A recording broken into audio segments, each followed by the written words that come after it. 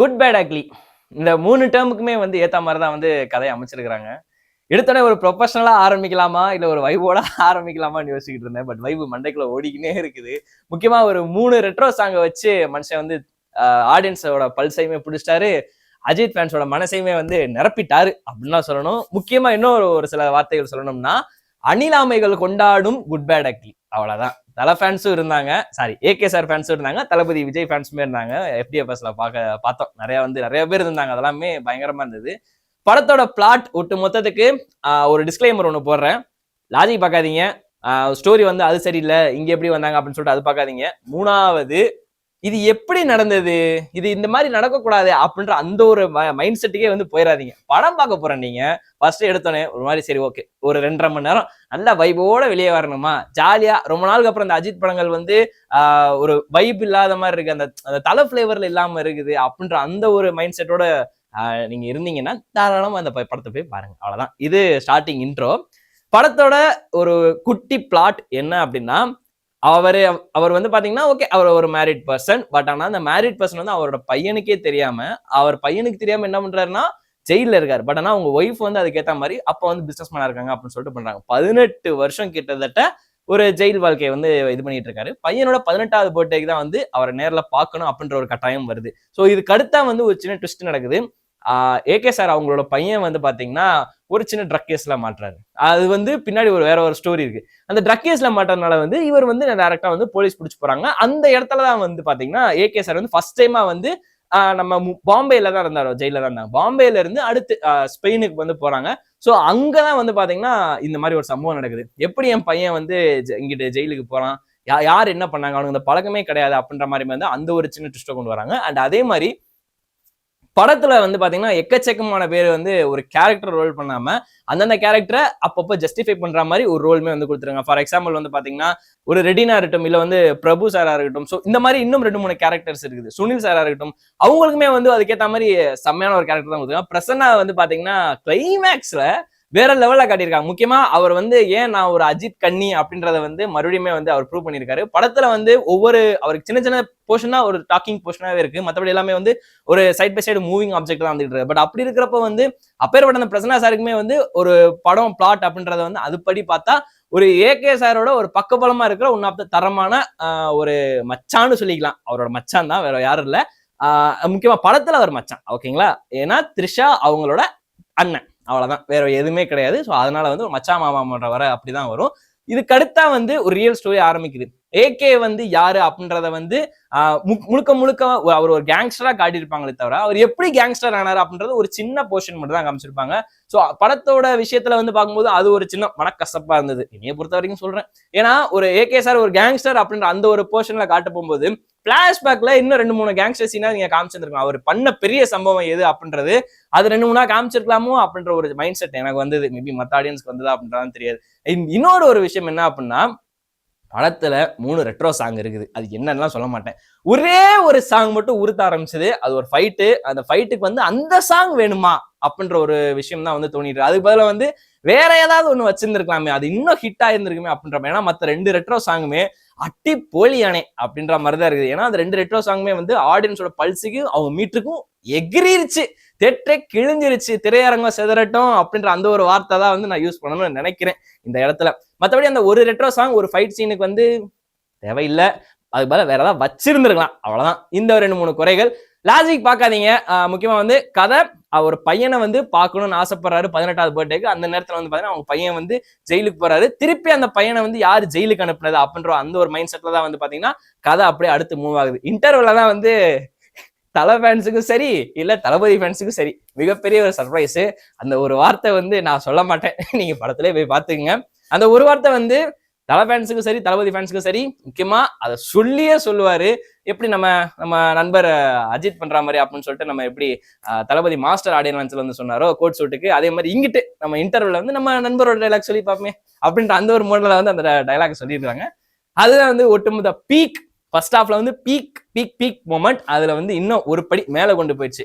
AK ஒரு red டிராகனா எதுக்கு இருக்காரு, எப்படி வந்தாரு அப்படின்ற ஒரு குட்டி பிளாஷ்பேக் ஒன்று சொல்லுவாங்க. அதுல வந்து இன்னொரு ஒரு விஷயம், ஒரு 15 வருஷம் முன்னாடி அப்படியே ஒரு 20 வருஷம் முன்னாடி போனோம்னா வாலி அஜித் நம்ம பார்த்த ஃபீல் அப்படியே வந்தது. அண்ட் அதே மாதிரி கிளைமேக்ஸ்ல ஒன் ஆஃப் த ஒரு போர்ஷனா வந்து சிம்ரனோட அந்த ஒரு பார்ட் இருக்கும். அந்த பார்ட் வந்து மறுபடியும் நம்மளை வந்து 20 வருஷத்துக்கு பின்னாடி கொண்டு போச்சு. இவங்களும் அதுக்கேற்ற மாதிரியே வந்து ஐயோ இவளா அப்படின்ற மாதிரி, அது முக்கியமா அந்த ஒரு வார்த்தையை சொல்லிப்பாங்க, ஒரு கதையை சொல்லி தானே உன்னை ஏமாத்தின, அதுக்கு என்ன இப்படி டார்ச்சர் பண்ணலாமான்னு அப்படியே வாலியோட ரெஃபரன்ஸ் வந்து இங்க கொண்டு வந்துட்டாங்க. படம் ஃபுல் அண்ட் ஃபுல் நல்ல ரெஃபரன்ஸ் இருக்குதுங்க, அவ்வளவுதாங்க, வேற எதுவுமே கிடையாது. ரெஃபரன்ஸை வச்சு ஒரு நகர்த்தி கொண்டு போன ஒரு கதை. ஆக்டர் அந்த ஒரு படத்தோட டைட்டில் வந்து எல்லாருக்குமே பிடிக்கும்.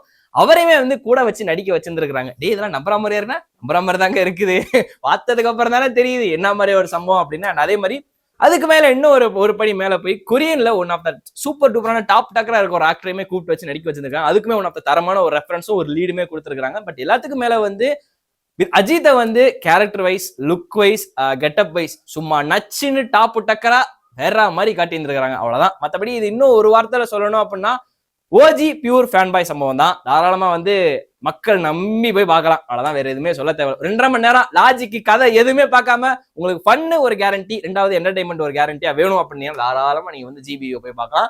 அந்த ஜிபியூக்கு ஒவ்வொரு தடவையுமே வந்து என்ன ஒரு மீனிங் அப்படின்ற ஒரு விஷயமே வந்து சொல்லியிருப்பாரு. அண்ட் அதே மாதிரி அதுல ஒரு சின்ன ஒரு விஷயம், அவரோட அந்த கேங்ஸ்டருக்கும் ஒவ்வொரு ஸ்டைல் இருக்கும் இல்லையா, அவரோட ஸ்டைல்ல ஒன் ஆஃப் த தரமான ஒரு ஐகானிக்கா இருந்தது அந்த சீனு, அதையுமே வச்சு காமிச்சிருந்தாங்க. ஸோ இந்த மாதிரி 2-3 பயங்கரமான சீன்ஸும் இருக்குது.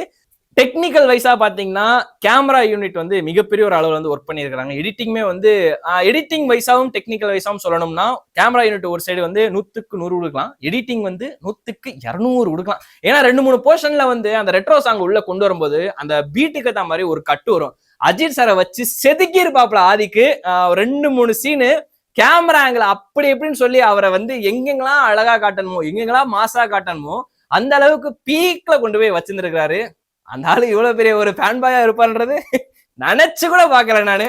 நீ உண்மையிலே ஃபேன் பாய் தாம்ல முத்தே, நீ தாம்ல அப்படின்ற மாதிரி இருந்து. கேமரா யூனிட்டுக்கு நான் வரேன். 2-3 ஸ்டன் சீன் இருக்கு.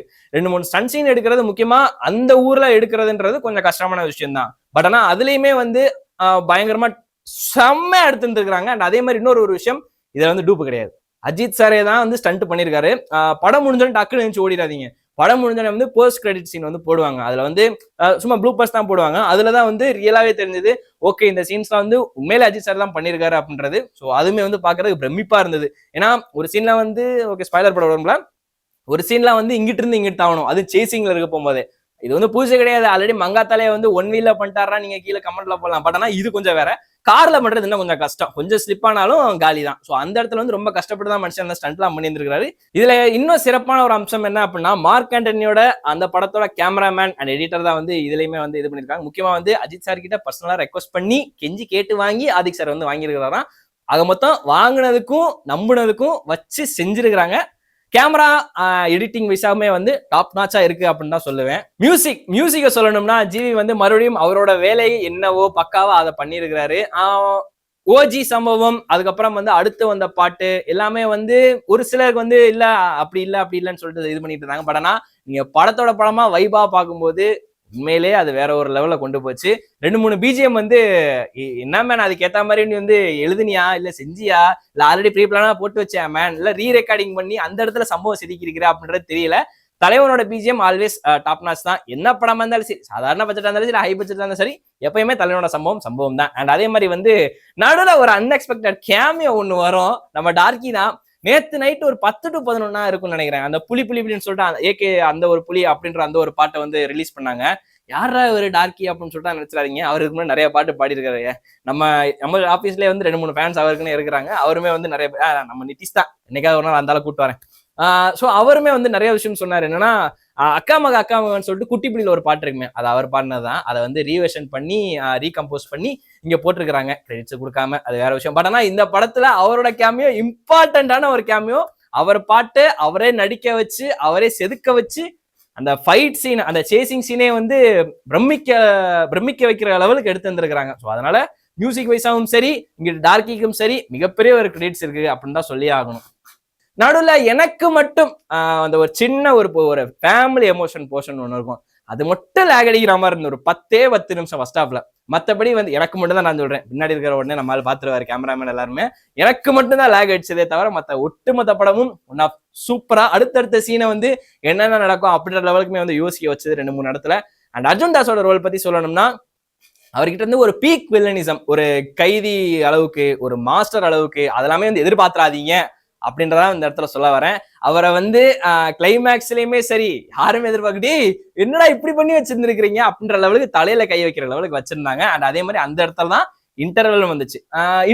இன்டர்வல்ல வந்துமே வந்து அர்ஜுன் தாஸோட ஒன் ஆஃப் த சூப்பர் டூப்பரான ஒரு கேரக்டர் ரிவீல் பண்ணியிருப்பாங்க. அதுமே யாரும் எதிர்பார்க்கல.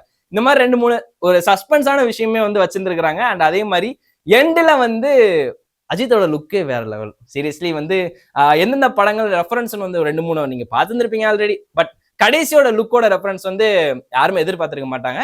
அதையும் தாராளமா போய் தியேட்டர்ல பாருங்க. அவ்வளவுதான். இந்த படத்துக்கு தாராளமா ஒரு 100க்கு தாராளமா ஒரு 80 கொடுக்கலாம். தப்பே கிடையாது. ஏன்னா அந்த மாதிரி ஒரு வைப் 2-3 இடங்கள் எனக்கு மட்டுமே செட் ஆகும். அதையுமே சொல்லிட்டேன். இன்னொரு விஷயம் என்னன்னா, படத்துல உங்களுக்கு கதை வேணும் அப்படின்னா தாராளமா நீங்க போய் விடாமுயற்சி பாருங்க. எனக்கு கதையே வேணாம், ஒன்லி வைப், நான் அஜித்துக்காக மட்டும் தான் வந்திருக்கேன் அப்படின்னா தாராளமா வந்து ஜிபியு பாருங்க. கடைசியா ஒரு விஷயம் சொல்லியிருக்கிறேன். படத்துல வந்து பாட்டு இல்ல, பாட்டுலதான் படமே இருக்குது அப்படின்றத வந்து இதை நான் சொல்லிக்கிறேன். இதுவுமே வந்து சந்தோஷமா தான் சொல்றேன். இது வந்து ட்ரோல்லாம் கிடையாது.